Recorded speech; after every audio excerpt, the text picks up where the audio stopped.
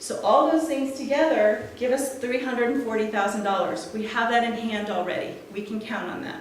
It's a third of the way there. That leaves us $910,000. Can we do that? I think we can. It means 112 more members. That's just 12 people a week for the next 10 weeks. Or it's everybody in this room recruiting 1 or 2 more people to become member owners. That gets us to our 500-person goal. It gets us to that total equity of $75,000, and it's a really important demonstration of support. It means we have to raise that extra $160 and give some grants. I think we can do that. Just last Thursday, we received an award of $10,000 from the Food Co-op Initiative, a national program that's set up to help start up food co-ops. Highly competitive grant. Highly competitive grant. We put in a stellar proposal and we were awarded it. It's very flexible money, and we'll be going after additional sums like that. It means $300,000 in member owner loans.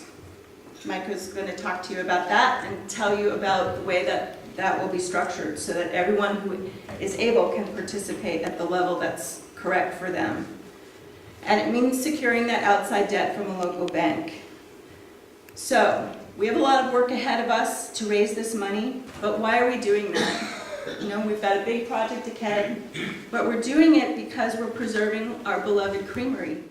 We're doing it so that we can retain 26 existing jobs, so that we can keep the creamery supporting the nearly 100 businesses that it already supports and expand on that support. And we're really trying to make this business sound, profitable, and able to operate from a sustainable position for years to come. Once we get there, once we raise this money, once we take ownership of the business, and we're running it as a co-op, how are we going to pay for everything? We're going to do that from the operations of the business, and we're going to assume that our business is profitable over time because we're making the decision to invest in the improvements in the physical space. We're going to invest in management and operational improvements so the store is run as well as it is now and better.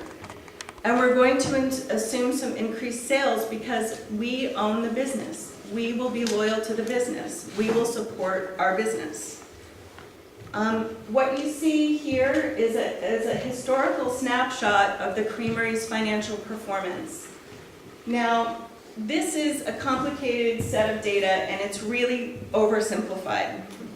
What we have been doing for the last month, really the last year and a half, is digging into the historical financials of the operating store now.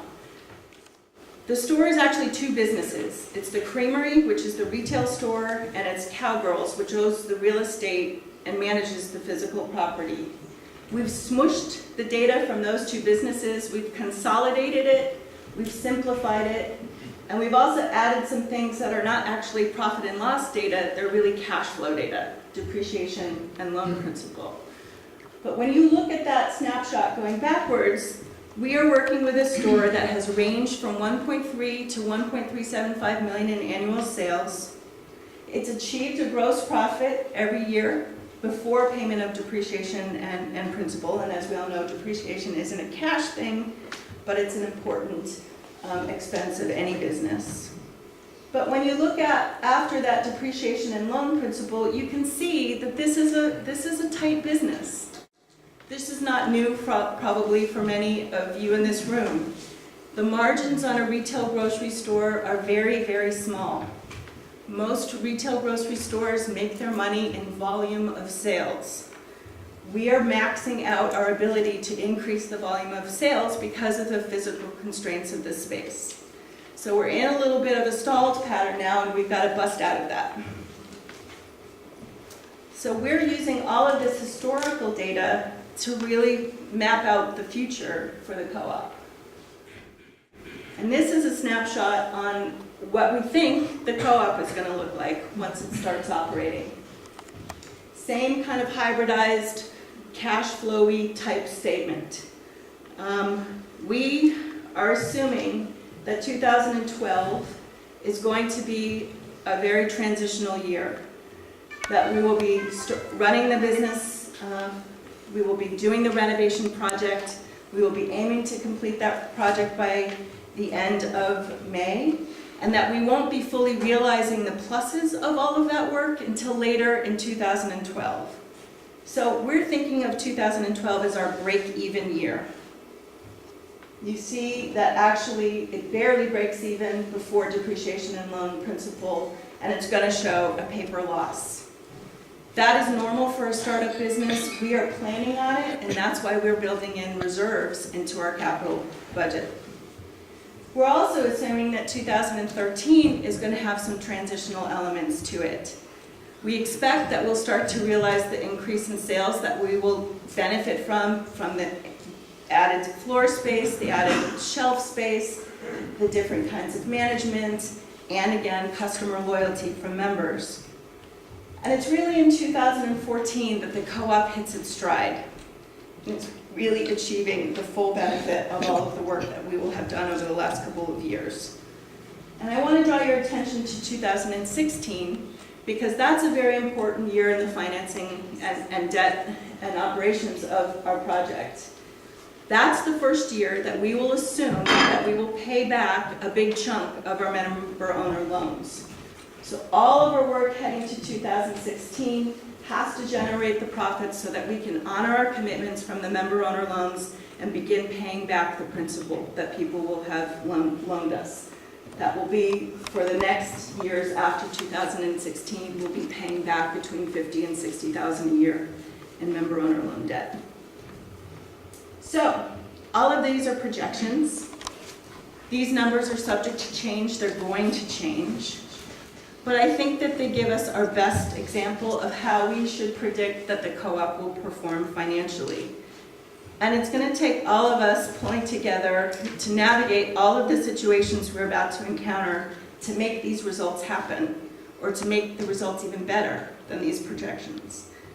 So our board is really committed to doing our part to set up the policies and the guidelines for the operations of the business, so that the general manager can work with our support and our help to make to continue the profitability.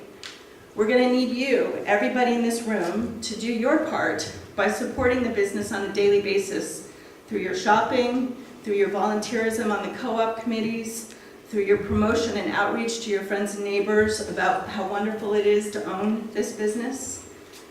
And we're going to really have to work together to make sure that everything we do is supporting the co-op. And one way I think about this, just to try to bring it back down from the big numbers, the multiple zeros, the lots of commas, is that if each of the current 388 members spent an additional $10 a week in the store, starting now, that's $200,000 a year in extra sales. That's a big increase in sales, and it would immediately add $6,000 to $10,000 to that bottom line. So $10 a week. That's a breakfast one day, it's lunch the next. It might be broccoli and a jar of olives, a bottle of wine, a bag of dog food. You get the picture. $10 a week, not hard to do. So I would encourage you all to be mindful of that. And thank you for hearing about this detailed, wonky little bit of our business plan. I would be very happy to talk with you about the numbers that we have all been working with and sleeping with for the past month. And thanks for not glazing over for the long part of this presentation. And just a comment for a little bit more perspective. When you see the steep sales growth, we did look back for 10 years of financials in the creamery, and for the first several, Amy and Alice enjoyed that kind of growth rate. And in the last several have not, because we believe, and we're informed by lots of outside sources, that the physical plant is running at capacity, and has been. To that point, the formal professional outside market study that we commissioned last fall informed us that we, the creamery, currently capture under 5% of the food dollars spent in a 10-mile radius from the creamery. blew our mind. We said, no, can't be that. It is. If we can capture 1% increase of the food dollars spent in a 10-mile radius of the creamery, that's another $1 million. So that growth ain't hard to do. We just need to market and promote and go get it and have a place for people to breathe and product to breathe.